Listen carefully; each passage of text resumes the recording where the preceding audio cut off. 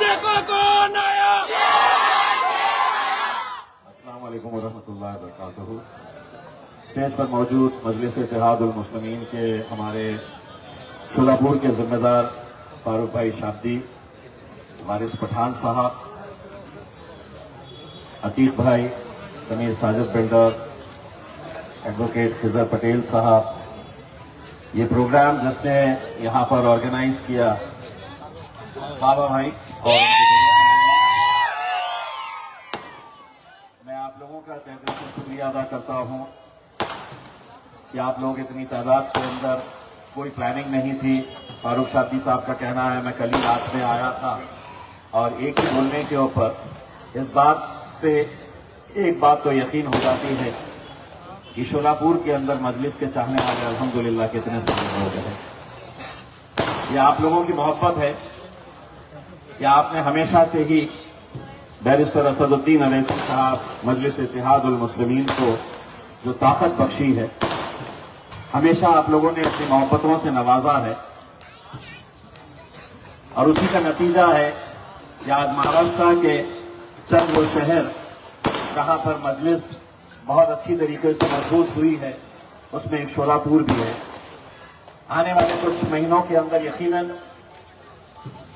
नगर पालिका, महानगर पालिकाओं के इलेक्शन होने वाले हैं और हमें यकीन है कि कुछ महीने पहले जो आपने अपना साथ दिया, ताकत दी, दुआओं से नवाजा फारूक शाब्दी को, अब आने वाले वक्त के अंदर हम चाहते हैं कि शोलापुर की महानगर पालिका के अंदर मजलिस इत्तेहादुल मुस्लिमीन के ज्यादा से ज्यादा उम्मीदवार चुनकर आए।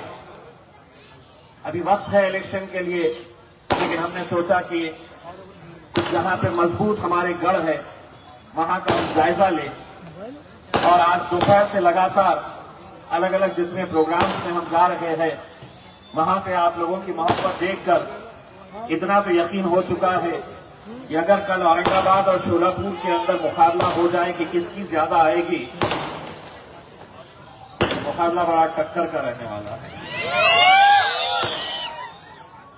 क्योंकि जो हालात जो दीवानगी हम हैदराबाद में देखते हैं, जो दीवानगी अल्हम्दुलिल्लाह औरंगाबाद में पैदा हुई है, कुछ दिन पहले हमने गोवंडी के अंदर वही दीवानगी देखी और आज वही जुनून, वही जोश, वही जज्बा आज हम यहां पर शोलापुर के अंदर देख रहे हैं। बस करता अपने लोग नहीं, एक बार उसको लगा दिया तो वैसे ही बड़बड़ बड़बड़ करते हैं। मोदी जी है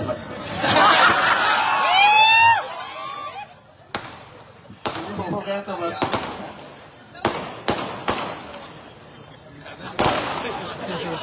नाम लेते ही और बज रहा। मैं पटाखे के बारे में बोल रहा हूं। तो मेरे भाई, आज इस हालात से हम गुजर रहे हैं, उसके ताल्लुक से वारिस पठान साहब ने आपको अच्छी तरीके से बताया है कि कैसे कानून हमारे ऊपर लादे जा रहे हैं, कैसा जुल्म सितम हम पर किया जा रहा है। अभी कल ही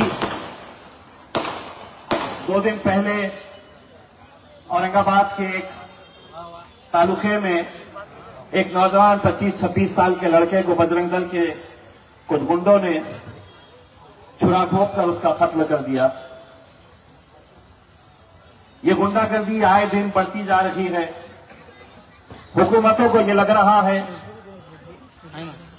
कि इनके लिए कोई आवाज उठाने वाला नहीं है, हम किसी को भी कभी भी किसी का भी कत्ल कर देंगे, किसी की कोई जरूरत नहीं है हमसे कोई सवाल करने वाला, कोई हमसे सवाल पूछने वाला। उन्हें ऐसा लगता है कि शोलापुर में फारूक शाब्दी साहब कामयाब नहीं हुए या औरंगाबाद में इम्तियाज जलील कामयाब नहीं हुआ तो मजलिस पूरी तरीके से खत्म हो गई है। सियासत के अंदर लोग चुनाव जीत कर भी इतनी मोहब्बत नहीं पाते हैं जितना हम हार कर अल्हम्दुलिल्लाह मोहब्बत पाते हैं। आपके जीत का जश्न इतना जोर से नहीं मनाया गया था जितने हार का गम, जितने हार का अफसोस एक एमएलए की सीट अगर हारते हैं तो एक कॉन्स्टिट्यूएंसी की सीट हम हारते हैं। लेकिन शायद मैं समझता हूं, चाहे वो वारिस पठान हो, अतीक सर हो, फारूक शाब्दी हो या इम्तियाज जलील हो, हमारे लिए ना जाने कितने ऐसे लोगों ने अपने आंसू बहाए उस हार के ऊपर। लेकिन हमारे मुखालिफिन ये समझ बैठे कि अब हार गए, गिर गए तो खत्म हो जाएंगे। इतनी जल्दी खत्म नहीं होंगे मेरे कहने का मतलब यह है कि आज तुम्हारे लिए आवाज उठाने के लिए कोई नहीं आने वाला। हां, लेकिन इलेक्शन के वक्त भीख का कटोरा लेकर ये जमात ऐसी है, ये जमात वैसी है, ये फिरका परस्त है, हम सेक्युलर है, हमारा साथ दो। और आज भी इस शहर के अंदर वही भाड़े के टट्टू, वही लोग जो आपकी गलियों में, आपके मोहल्ले में आकर आपको ये राग सुनाते हैं कि हम सेक्युलर हैं, हम सेक्युलर पार्टी का साथ दो आप लोग, ये फिरका परस्त जमात है, तो अच्छी तरह से सुन लो। जब ऐसे वक्त आता है, जब तुम्हारी जरूरत होती है, तो तुम चार दीवारी के अंदर बंद रहते हैं, एसी कैबिन के अंदर बैठ जाते हैं, अपने ड्राइंग रूम के अंदर पर्दा डालकर बैठ जाते हैं।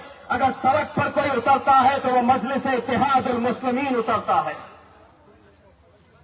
और ये सेक्युलरिज्म का राग अब हम के ऊपर सुनाओ मत, बहुत हो चुका है। अच्छी तरह से सुन लो, जूती पे मारते हैं हम तुम्हारे जैसे सेक्युलरिज्म को, जूती पे रखते हैं। अगर बुरे वक्त में तुम हमारे लिए खड़े नहीं रहेंगे तो तुम्हारा कोई अधिकार, कोई इख्तियार नहीं है कि तुम चुनाव के वक्त हमारे बीच में आए। आज एक ऐसे दौर से हम गुजर रहे हैं, क्या वजह है कि चाहे वो वक्त का कानून हो, चाहे जो नए नए कानून लाने की कोशिश की जा रही है, चाहे वो मस्जिदों के ऊपर से लाउडस्पीकर हटाने की बात हो। ईद के मौके के ऊपर हमने देखा कि कैसा पूरे पुलिस वाले सड़कों के ऊपर जानवरों को ढूंढते फिर रहे थे।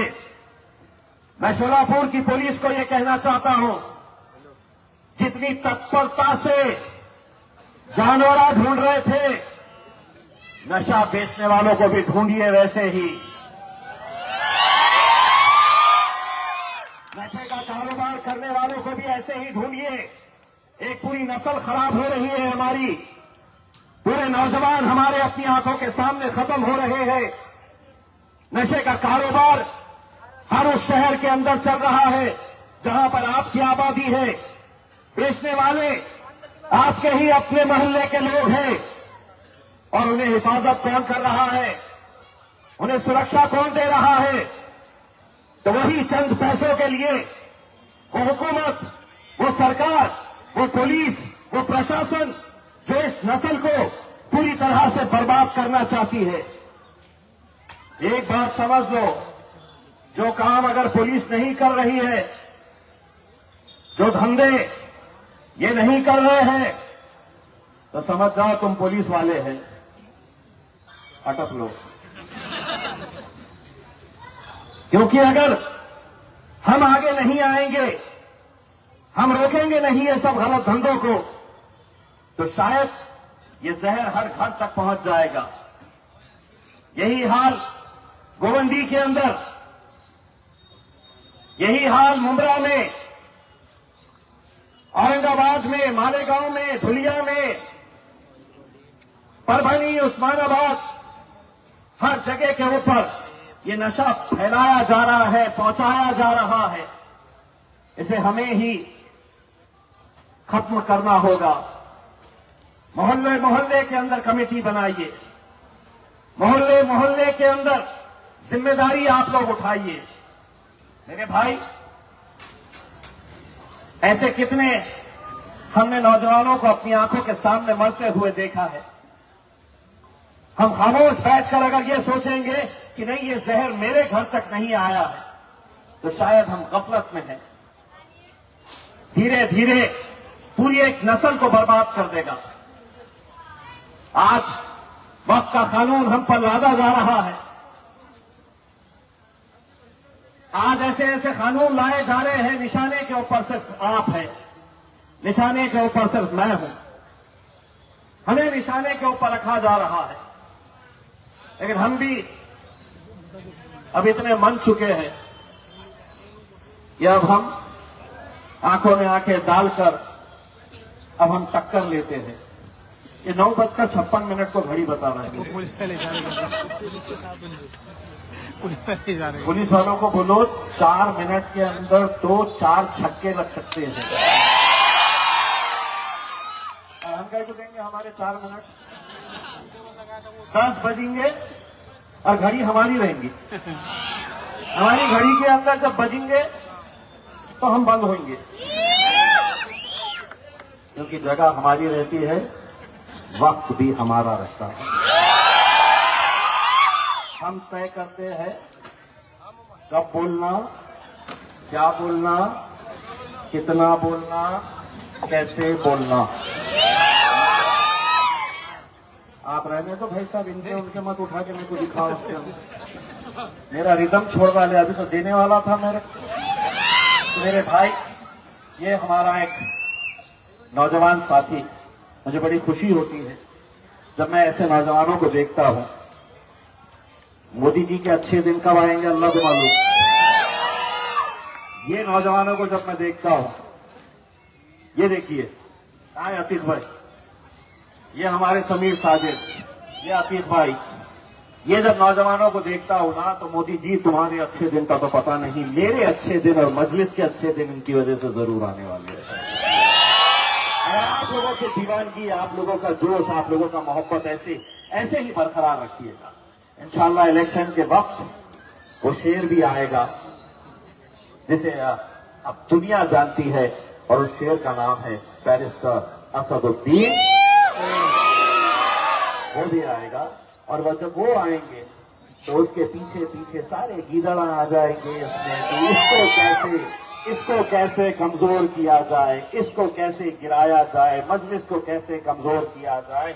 लेकिन नौजवानों, जब फारूक साहबी ने तुमसे कहा कि अब क्या चलने वाली है, तो तुमने इशारा करके बताया है। अब मीडिया वालों, कैमरा मेरे पास से हटाओ, टुंडे सुनाइए क्या चलने वाली है। और दोबारा जब आएंगे तो फिर दबा के देंगे, आपको जो चाहिए तो ये देंगे उसके में इंशाल्लाह। बहुत बहुत शुक्रिया वाखिर। हाँ, एक बात फारूक साहबी साहब ने मुझे अभी अभी बताया है कि शोलापुर जिला अध्यक्ष की जिम्मेदारी देना थी, तो फारूक साहबी साहब ने मुझसे ये कहा है कि आप ऐलान करिएगा कि शोलापुर जिला अध्यक्ष की जिम्मेदारी हमारी शौकत पठान साहब को दी जा रही है, जोरदार तालियों से।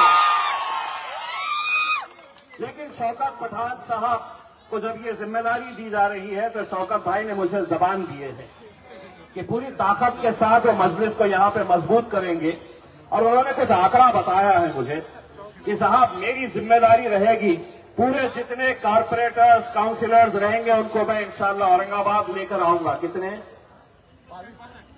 ओहो, बैठे बैठे 2 बढ़ गए हैं, पहले 20 लेने थे, 22 की जिम्मेदारी लिए है इंशाअल्लाह। शौकत भाई के आने से फारूक भाई के भी हाथ मजबूत होंगे, और हमें यकीन है कि इंशाअल्लाह आप सब मिलकर यहाँ पर